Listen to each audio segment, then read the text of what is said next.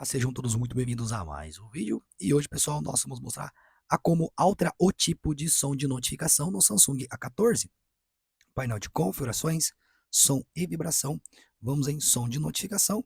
E aqui tem alguns sons que já vem com o aparelho, tá ok? Você pode estar alterando ele então, ó.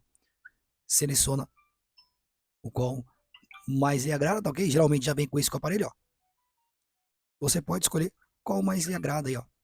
Eu vou selecionar esse que vem com o aparelho mesmo, ó. Selecionado, pessoal, só alterar, retornar e pronto, ok? Já fica salvo aqui, ó.